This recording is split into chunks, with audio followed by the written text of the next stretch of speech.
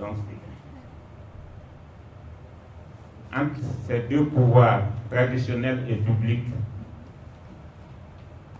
comme c'est une réserve de faune et c'est très intéressant pour l'écotourisme et c'est une ressource touristique très importante pour le Mali. Maintenant, je voudrais savoir si les deux sont contactés ou bien si on se limite uniquement au pouvoir traditionnel ou bien on se limite uniquement au pouvoir public. Merci. Mamadou Ba, je suis de l'ambassade des Pays-Bas. Je dois malheureusement partir un peu avant la fin de la rencontre. Donc je voulais profiter de ce tour de micro pour d'abord saluer le concept de ce colloque qui est organisé par un projet qui a soumis une organisation qui a soumis à l'ambassade un concept projet lié qui est au cœur de la crise malienne. C'est un concept qui a beaucoup approché l'ambassade parce qu'on s'est rendu compte qu'il y a 20 ans, quand il y a eu la révolution de 91, on a dit pour sortir le pays de l'ornière, il faut la décentralisation. On l'a constitutionnalisé, on l'a déroulé pendant 20 ans. Et 20 ans après, on a malheureusement eu une nouvelle crise qui a amené à se poser la question du comment faire pour sortir de la crise. On a dit qu'il faut une décentralisation très poussée. Donc, et le concept était qu'il y a un problème avec la décentralisation. Et ça rejoint tout à fait la conclusion de cette étude qui dit de façon provocatrice que la décentralisation n'a pas véritablement démarré. Mais en fait, le concept projet, c'est de dire que dans la mise en œuvre de la décentralisation des 20 premières années, on a un peu oublié l'objectif politique de la décentralisation, qui était de chercher une plus grande inclusivité, la participation de tous dans la gestion des affaires locales, le bien-être des citoyens et des citoyennes. Il y a un risque encore si on ne suit pas, si on ne donne pas des alertes, si on n'observe pas que dans 20 ans, qu'on dise qu'il faille une décentralisation très très poussée. Donc je pense que ce genre de rencontres sont très intéressantes. Elles produisent des connaissances, mais elles offrent surtout l'opportunité de partager ces connaissances entre acteurs du monde de la recherche, du monde de développement, de l'État et aussi des collectivités. Et c'est très intéressant de voir comment ce matin et cet après-midi, on touche du doigt les problèmes concrets de la décentralisation qu'il va falloir nécessairement adresser pour éviter que la décentralisation ne passe à côté de son objectif politique. Donc je voudrais dire ça en m'excusant de partir un peu plus tôt, mais aussi saluer vraiment ce concept, encourager la poursuite des échanges et le partage à d'autres niveaux de ces connaissances. Ce ne sont pas seulement que les chercheurs, les hommes du développement qui doivent partager ces connaissances, d'autres aussi, acteurs importants comme les PTF, comme les collectivités territoriales, les citoyens doivent être dans le débat de la décentralisation pour qu'ils réussissent. Voilà, c'est ce que je voulais dire, si je n'ai pas de questions précises à poser. Merci à tous les conférenciers. D'une part, je voudrais faire un premier commentaire.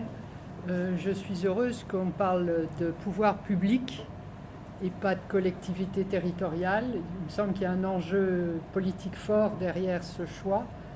J'en parlerai peut-être un petit peu demain, mais je suis ravie que le choix ait été porté sur cette expression-là plutôt que sur celle de collectivité territoriale. Une question, j'ai eu le sentiment en voyant passer les diapositives que la matrice d'analyse était très calée sur des catégories socio-professionnelles dont on préjuge qu'elles déterminent des comportements et des intérêts. Mais il me semble que par rapport aux ressources naturelles, il n'y a pas que des problèmes d'intérêt et d'exploitation économique, mais il y a aussi peut-être des bois sacrés, il y a des tas de pratiques et des raisons autres que l'intérêt à défendre des choses. Et donc voilà, c'est par rapport à la matrice de départ, je me demande si elle ne crée pas un biais sur la lecture finale des choses. Est-ce que ces acteurs-là ont été toujours marginalisés dans les processus? Est-ce que vous avez eu des interactions suffisantes avec ces acteurs qui vous permettent de dire un peu les raisons qui fondent cette marginalisation, en particulier les femmes, les migrants et les éleveurs? Alors, mais je me demande s'il n'y a pas quelques petits biais quand même. Hein. Quand on dit que la décentralisation n'a pas démarré, je pense que cela peut s'appliquer spécifiquement aux ressources naturelles, n'est-ce pas? Parce qu'il y a une hésitation à transférer et puis le poids des eaux et forêts est quand même assez fort. Donc il n'y a pas une appropriation par les collectivités territoriales de cette affaire-là. Donc je pense qu'il y a ce biais. Sinon, pour les affaires courantes, je pense que la décentralisation commence vraiment à entrer dans les mœurs, quoi. Et au niveau des compétences transférées depuis longtemps, comme l'éducation, la santé, l'hydraulique, il y a quand même une dynamique qui touche vraiment aux populations. Ensuite, je ne comprends pas l'idée que les femmes sont écartées, surtout dans ce domaine. C'est-à-dire que j'attends que, si vous le dites, c'est que vous avez raison, que vous m'expliquez ça, parce que je ne comprends pas. Je ne vois pas comment, dans un village, s'agissant des ressources naturelles, et s'agissant d'ailleurs de tous les autres domaines du développement, les femmes sont écartées, invisibles, mises de côté. Ça me paraît curieux. Donc j'aimerais bien vous entendre sur cet aspect. Merci beaucoup. Bon, j'ai bien apprécié quand même cette présentation parce que ça touche vraiment un aspect qui est assez négligé, qui correspond au cas des ressources naturelles dans cette zone. Alors, le fait vraiment de faire ressortir certains éléments clés va peut-être attirer l'attention des uns et des autres par rapport aux ressources naturelles qui se trouvent dans cette zone. Je sais que dans la zone de Bafimagana, il y a beaucoup de chimpanzés là-bas. Et c'est d'ailleurs dans le monde entier, c'est là-bas qu'on a les chimpanzés dans une zone désertique. Dans le monde entier. Là où on trouve des chimpanzés dans une zone désertique, c'est uniquement dans cette réserve. Mais il s'est trouvé qu'à un moment donné, quand même, il y avait beaucoup d'exploitation de ces animaux. Et je ne sais pas maintenant si vous avez remarqué, pendant votre étude, si ces chimpanzés existent toujours, si ça existe toujours, et s'il n'y a pas trop de braconnage par rapport à ça. Bon, il y a des bambouins aussi. Je ne sais pas si vous avez remarqué par rapport à ça. Et l'élément le plus important, est-ce que vous avez constaté qu'il y avait l'exploitation de Pterocarpus, la plante très utile pour nous, c'est-à-dire pour les animaux de tout le Mali pratiquement. Je ne sais pas, parce qu'à un moment donné, on avait exploité ces espèces. Est-ce que vous avez constaté qu'il y avait une forte exploitation de ces espèces, ces espèces végétales, les Pterocarpus? Voilà.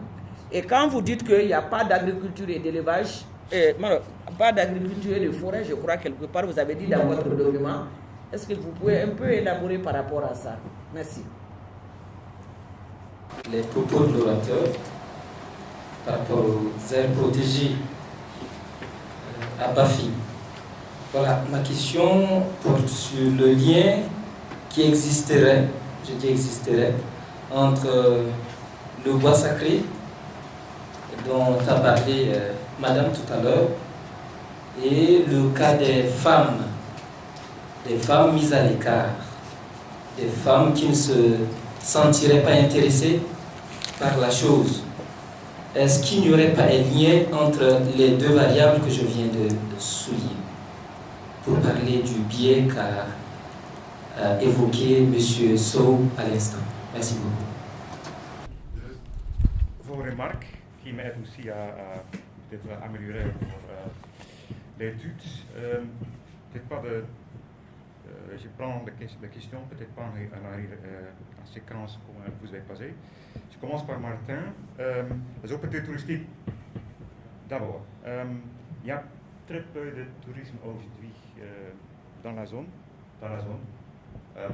Ça existait, et c'est aujourd'hui, surtout après les dernières années de crise de Mali, le tourisme a fortement diminué dans toute le Mali, aussi dans cette zone. Ce que j'ai compris à l'époque que le tourisme passe surtout par le service public, le service étatique, et beaucoup moins par la communauté. Donc ça c'est d'ailleurs une de leurs grandes frustrations. D'ailleurs je pense qu'il y a une ONG de chasseurs qui a même eu un contrat de gestion de zone énergétique de Flower au sud de notre zone de recherche. Donc ça aussi en fait ce sont des touristes, ce sont des chasseurs qui font ça pour le plaisir et pas pour gérer les ressources. Par rapport au Michel, oui je connais vos propos critiques sur peut-être un biais sur beaucoup plus focalisation sur les catégories. Ça a été le début de l'étude. Donc, comme c'était aussi au début dans la question, on est un peu resté sur ça. Je suis d'accord avec vos remarques critiques. Dans le document, vous allez trouver que, et ça c'est peut-être pas présenté forcément, mais on a tenté aussi de regarder la pratique, le mode de gestion autour de certaines ressources, sans peut-être trop se pencher sur la catégorie. Mais oui, il y a cette biais sur les différentes catégories socio-professionnelles et socio-foncières, ça reste central dans le document. Il y a aussi analyse des groupes marginalisés. On a fait des entretiens avec beaucoup de groupes, donc on a explicitement eu des entretiens avec tous ces groupes. Donc, aussi avec les éleveurs. Et ça, c'est rarement fait dans la zone. Les transhumants sont rarement touchés par les interventions ou bien par ceux qui vont bien faire des études de diagnostic. Peut-être je peux enchaîner avec la question sur la femme. Quand je dis que les femmes sont écartées, je ne parle pas d'écartées de l'exploitation ou bien dans l'accès à certaines ressources, mais dans les instances de gestion, dans les instances de décision, oui, les femmes ont une fonction de façade. Elles n'ont vraiment pas pris, leurs avis ne sont pas vraiment pris aux instances de gestion. Dans le comité de surveillance, par exemple, tu peux trouver peut-être une ou deux femmes, et pour le reste, tu trouves 10 ou 15 hommes, donc elles sont vraiment dans une position marginale. Elles se positionnent aussi pas autant que c'est elles qui ont beaucoup plus réclamé les mesures compensatrices pour la perte de ressources naturelles de Bafin. Elles sont beaucoup plus intéressées à des activités, de petites activités autour du village. Donc, votre question était plutôt si on a fait une réflexion historique de ces catégories marginalisées, n'est-ce pas? On a tenté de le faire pour les éleveurs, pas forcément pour les femmes. Les éleveurs sont venus assez récents dans la zone. On parle peut-être de premiers groupes qui colonisent les zones. Colonisent peut-être pas un bon mot, moi j'ai maîtrisé le terme maintenant. C'est vraiment les premiers pionniers des éleveurs transhumants qui sont là-bas, qui sont installés depuis. Certains sont venus après le trouble avec la Mauritanie. Donc, c'est vraiment passé dans les derniers 20-25 ans. Et sont pour le moment, ceux qui sont sur place sont bien intégrés dans le village, mais ils ne participent pas aux instances de comité ou de conseil. Et pour le reste, on trouve surtout des bergers qui font transhumance. Il n'y a pas de famille, il n'y a pas de campement. À l'exception d'un village qui est ici à Fito, là on trouve un campement des pasteurs. Dans les autres zones, c'est pour le moment juste des bergers qui sont intéressés aux ressources forestières de Bafin. Donc on est vraiment au début. Donc c'est pas le même cas qu'on vit par exemple dans la région de Ségou ou bien de Sikasso. C'est une autre réalité.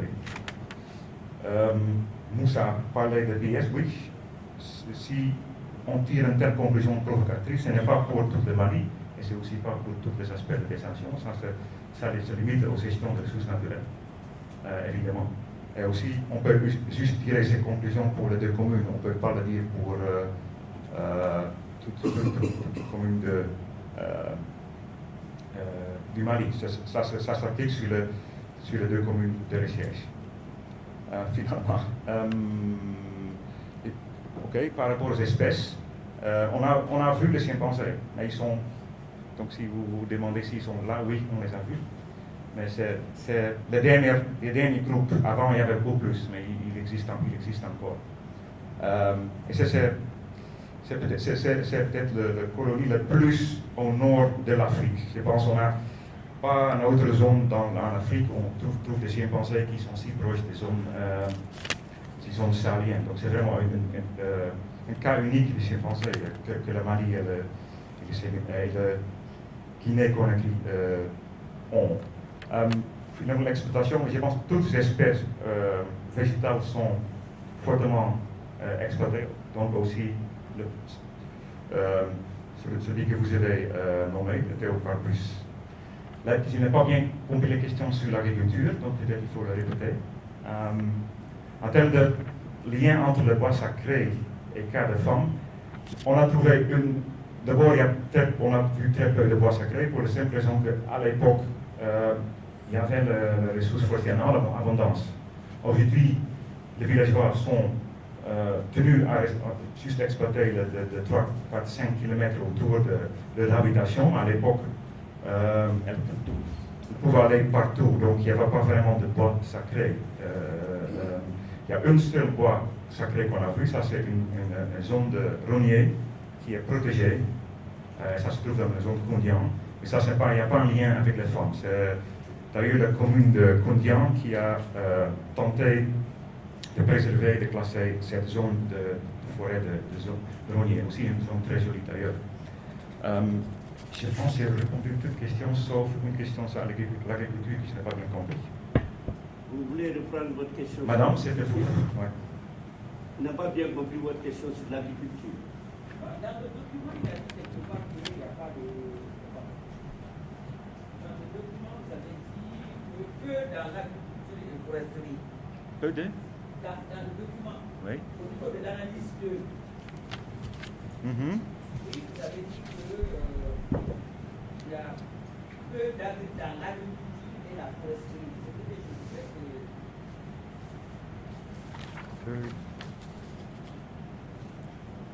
Tu vois pas? Oui, oui. Institutionnel. Oui. Voilà. Vous avez dit que les services rendus quelques acquis sur les services de base, que dans l'agriculture et la foresterie.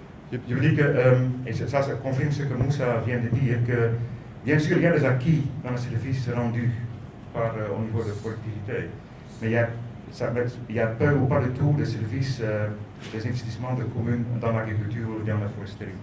À l'exception de cette forêt rognier dans la commune de Kondian, il y a aussi une zone de biodiversité dans la commune de Kourkoto, mais ça c'est installé par un projet et pas par la commune. Moi, ma question, c'est par rapport aux perceptions sur les effets de la décentralisation. Je me propose, c'est surtout au niveau des taxes perçues. Maintenant, quand on dit qu'il y a peu d'informations et peu de transparence par rapport aux taxes perçues, est-ce que vous êtes allé à la source qu'il faut pour pouvoir évaluer ces taxes-là? Maintenant, moi, j'aimerais si vous êtes allé dans le cadre de votre recherche, que vous avez essayé d'évaluer un peu ces taxes qui sont perçues, mais quand on le met dans un document, peu d'informations, c'est des ressources financières quand même qui sont importantes, et il faut aller là où on peut au moins chercher à les évaluer. Généralement, ces taxes-là sont versées au niveau de la perception, c'est-à-dire le service du trésor. Est-ce que vous êtes allé au niveau pour au moins essayer d'évaluer à cette commune quelles sont les taxes forestières qui sont précises, au lieu de dire tout simplement peu d'informations, peu de transparence. C'est ça, je voudrais qu'il donne des éclaircissements par ça. Par rapport à sa question, je connais un cas typique. c'est le cas de Pterocarpus là qui a été exploité par une compagnie chinoise. Ce sont eux qui ont commencé l'exploitation des Pterocarpus dans la zone de Kita. Et on a fouillé et il s'est trouvé qu'il y avait un compte parallèle. Et l'argent, au lieu d'aller à Kai, et que le Kai envoie l'argent, hein, bon, et que le Kai envoie au niveau de Kita, et que Kita envoie au niveau de la zone, il y avait un compte parallèle. Et on avait toutes les preuves par rapport à ça. Et ça, c'était dans les années 2004, quelque chose comme ça, où on a lutté contre les Chinois qui étaient en train d'exploiter notre Pterocarpus. Voilà. C'est tout ce que je peux dire. Mais je sais quand même que, comme vous dites, on peut essayer de chercher la source, mais ça, quand même, je sais avec certitude, puisque nous, on avait la main dans la pâte par rapport à ça. Merci. C'est simple, on se limitait au niveau de commune. On a trouvé au niveau de Courbeteau des documents qui témoignent qu'il reçoit 100 000 francs CFA par an.